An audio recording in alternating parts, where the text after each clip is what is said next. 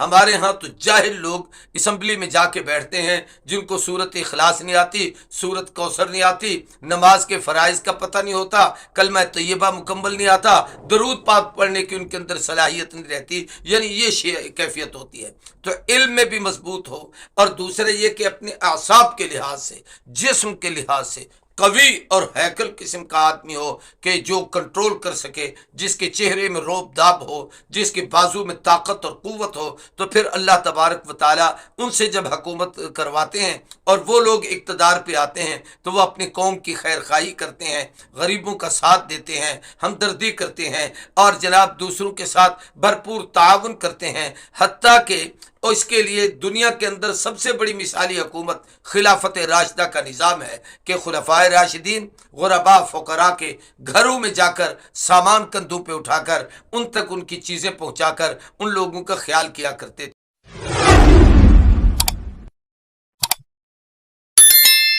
الحمد للہ رب العالمین والصلاة والسلام علی اشرف الانبیاء والمرسلین، اما بعد، اعوذ باللہ من الشیطان الرجیم، بسم اللہ الرحمن الرحیم۔ الذین ان مکناہم فی الارض اقاموا الصلاة وآتوا الزکاة وامروا بالمعروف ونہوا عن المنکر وللہ عاقبۃ الامور۔ صدق اللہ العظیم۔ انتہائی قابل قدر سامعین و ناظرین محترم، الیکشن کے دن آ رہے ہیں۔ 8 فروری 2024 کو پاکستان میں قومی انتخابات ہو رہے ہیں۔ اس حوالے سے پہلے بھی 1-2 مرتبہ میں گفتگو کر چکا ہوں۔ آج میں صرف اس پر گفتگو کرنا چاہتا ہوں کہ جنہیں ہم اپنا نمائندہ بنا کر اسمبلی میں بھیجیں گے ان کے صفات کیا ہونے چاہیے، ان کی خوبیاں کیا ہونی چاہیے۔ ہم مسلمان ہیں اور پاکستان یہ دنیا کا واحد ملک ہے جو ایک نظریات کی بنیاد پر، ایک نظریہ کی بنیاد پر کہ پاکستان کا مطلب کیا، لا الہ الا اللہ، اس عنوان پر مارج میں وجود میں آیا ہے۔ ہمیں سربراہ بھی وہی چننا چاہیے جو اس ملک میں اسلام کے عادلانہ نظام کو عملی طور پر نافذ کر سکے۔ حضور اکرم صلی اللہ علیہ وسلم کی تشریف آوری سے پہلے دنیا میں 2 قسم کے حکمران آتے تھے۔ ایک تو وہ تھے جو ظالم اور جابر، اپنے جبر تشدد کے ساتھ لوگوں پر حکمرانی کرتے تھے۔ وہ موروثی ان کی حکومتیں ہوتی تھیں، جیسے آج کل کا نظام بادشاہت ہے کہ ایک مرا تو پھر اس کا بیٹا، پھر وہ مرا تو اس کا بیٹا، پھر وہ مرا تو اس کا بیٹا۔ اور دوسرا اس وقت ہوتا تھا کہ اللہ تبارک و تعالیٰ انبیاء علیہ الصلاۃ والسلام کو مبعوث فرماتے تھے،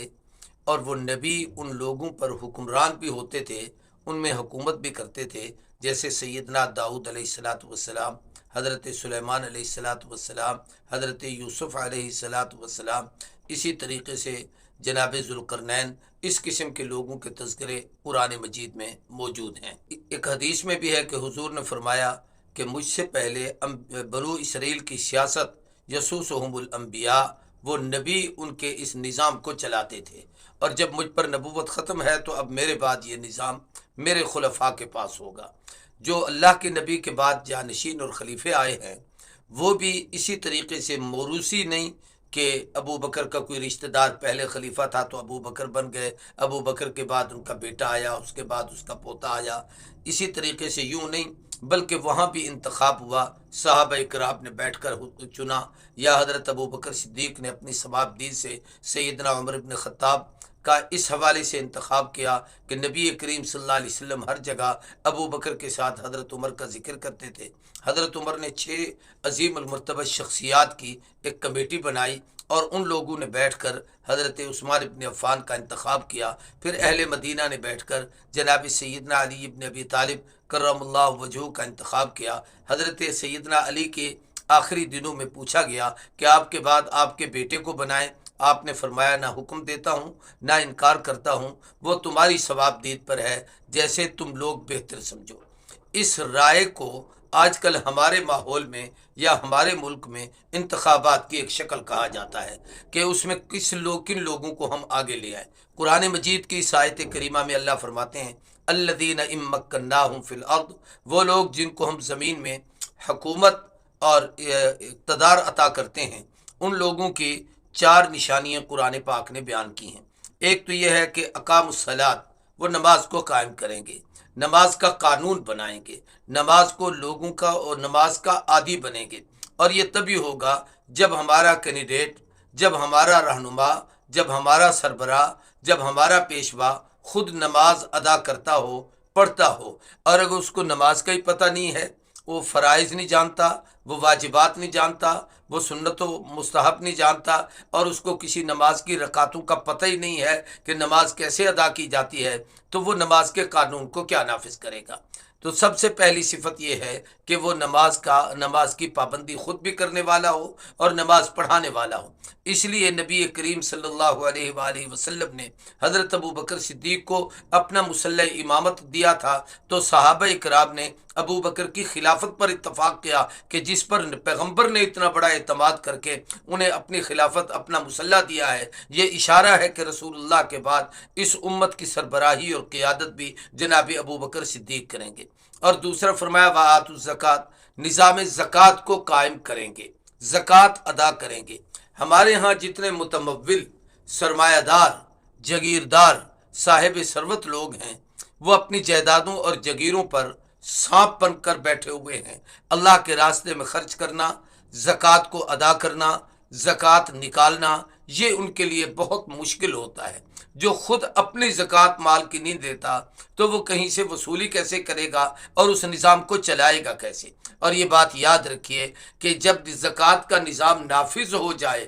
اور ہر امیر اپنی زکوٰۃ ادا کرتا رہے تو خدا کی زمین پر کوئی غریب زکوٰۃ لینے کا مستحق بھی باقی نہیں رہتا، اس لیے کہ اللہ تبارک و تعالیٰ ان عمراء کے مال میں ان غرباء کا حصہ رکھتا ہے جسے وہ اپنا فرض سمجھ کر ادا کرتے ہیں، نکالتے ہیں۔ اور تیسرا حکم ارشاد فرمایا وَأَمَرُوا بِالْمَعْرُوفِ، وہ حکمران امر بالمعروف کریں گے، نیکیوں کا حکم کریں گے، نیکی کے راستے پر خود بھی چلیں گے، دوسروں کو بھی چلائیں گے۔ ہمارے ہاں جتنے کینڈیڈیٹ آتے ہیں، یہ جو لوگ ہیں، کبھی ہم ان کی ذاتی زندگیوں کو سامنے رکھیں، کیا وہ نمازوں کا اہتمام کرتے ہیں؟ کیا وہ اللہ کے دین کی خاطر غرباء، فقراء، مساکین کا خیال کرتے ہوئے زکوٰۃ ادا کرتے ہیں؟ کیا لوگوں کو نیکی کا حکم دیتے ہیں؟ اپنی اولادوں کو اپنے محلے میں، اپنے گھر میں، اپنے آپ پر دین کو نافذ کرتے ہیں، امر بالمعروف کرتے ہیں؟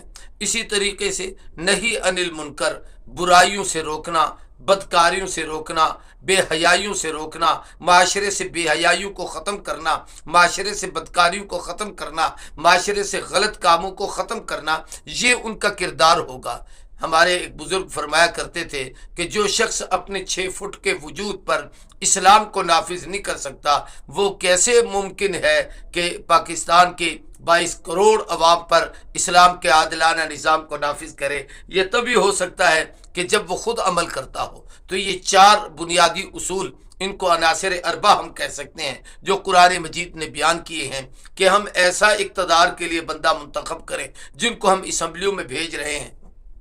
وہ نماز پڑھتا ہو، نماز پڑھاتا ہو، زکوٰۃ دیتا ہو، اللہ کے راستے میں خرچ کرتا ہو، اسی طریقے سے نیکی کا حکم کرتا ہو، معاشرے سے برائیوں کو ختم کرتا ہو اور برائیوں سے روکتا ہو۔ یہ کام کرے گا تو پھر سمجھ لیجئے کہ یہ شخص ایک خالص اسلامی نظام قائم کر سکے گا اور حکومت قائم کر سکے گا۔ قرآن مجید کا ہم مطالعہ کریں اور غور کریں تو اس میں بہت سارے سابقہ انبیاء علیہ الصلاۃ والسلام کے نظاموں کا تذکرہ قرآن مجید نے کیا ہے۔ حضرت یوسف علیہ الصلاۃ والسلام کو اس زمین پر اقتدار ملا، قرآن مجید نے ان کی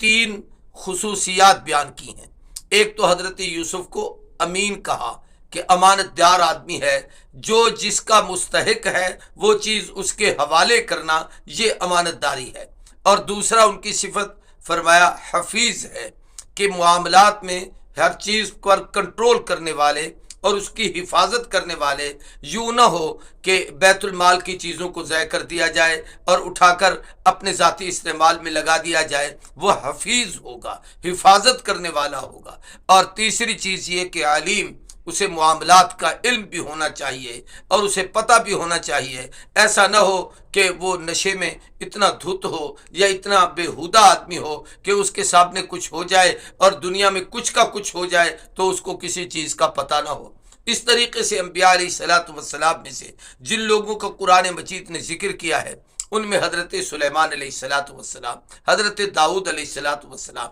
ان کے متعلق ان کی حکمت کا ذکر کیا ہے کہ وہ بڑے دانا لوگ تھے، دور رس تھے، پھر ان کے اندر بصیرت تھی، اپنی سوچ بچار اور بصیرت کے ساتھ وہ کام کیا کرتے تھے۔ حضرت طالوت کو